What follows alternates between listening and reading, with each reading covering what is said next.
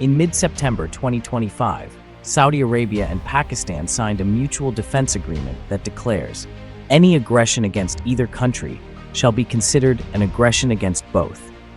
The move announced in Riyadh is more than a headline. It changes the political arithmetic of the Gulf and the subcontinent at once.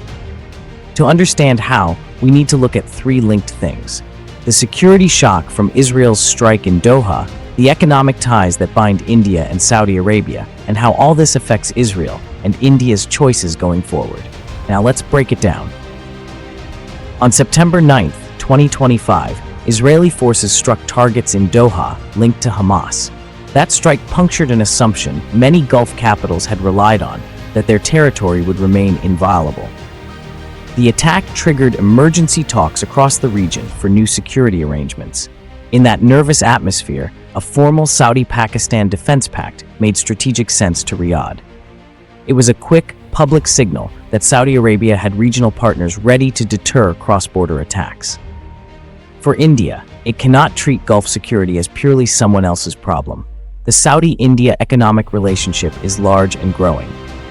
In fiscal year 2024-25, bilateral trade between India and Saudi Arabia was at roughly $41.8 billion.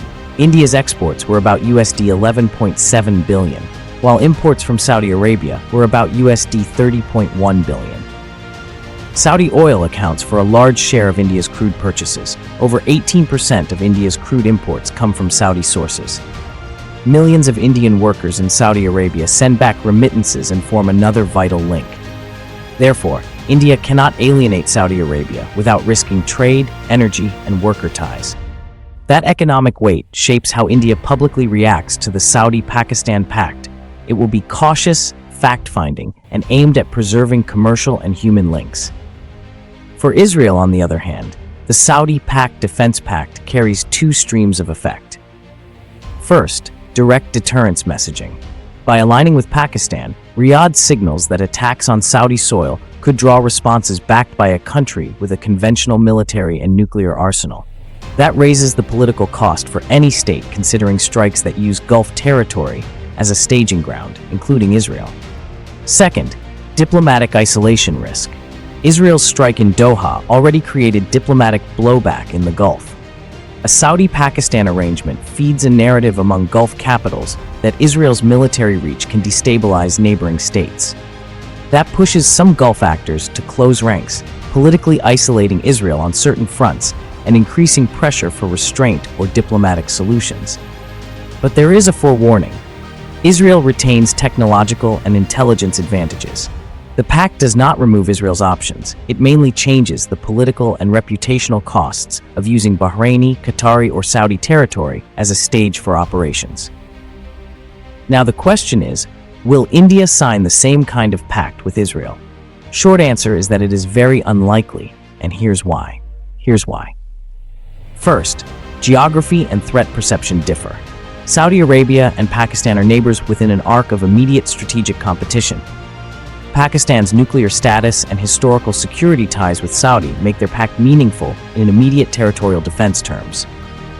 Israel and India don't share the same neighborhood insecurity. Israel is not directly threatened by Indian land or sea vulnerability. Mutual defense pacts typically arise from either geographic proximity or very deep alliance commitments, conditions that don't apply to India-Israel. Second, India already has an extensive but purpose-specific defense partnership with Israel. The relationship is heavy on technology transfer, drones, surveillance, missiles, cybersecurity, and on defense trade and co-development. But that cooperation stays within the realm of strategic partnership, not a mutual defense guarantee that would obligate India to come to Israel's aid in the event of conflict. Public opinion and India's broader ties in the Middle East, including with Arab states and Iran, make a full mutual defense treaty, with Israel politically costly for Delhi. Third, strategic autonomy. India prizes the freedom to chart independent foreign policy choices. Signing a treaty that creates binding military obligations in a faraway theater would constrain India's policy options and risk drawing it into conflicts that don't affect core national interests. So India's response to this situation would not be a mirror pact, but rather include a mix of steps, including: Number 1. Diplomatic balancing. India will quietly consult with Saudi, Qatar, Israel, and Iran to protect its economic and human ties while pressing for de-escalation. Number 2. Defense readiness. India will keep its Western military posture calibrated and step up intelligence cooperation with friendly Gulf states to protect sea lanes and migrant communities. Number 3. Economic hedging. India will emphasize continuity in oil supplies, trade, and investment channels so citizens and firms are insulated from diplomatic storms. Number 4. Selective technological and intelligence partnerships with Israel will continue, but short of a mutual defense guarantee. The Saudi-Pakistan Pact is a symptom of a riskier region, one made worse by cross-border strikes like the Israeli attack in Doha. For Israel, the pact raises political and deterrent costs. For India, the pact is a diplomatic and economic test. Delhi must protect its trade, energy, and diaspora ties while avoiding entanglement in new security pacts that could reduce its strategic autonomy.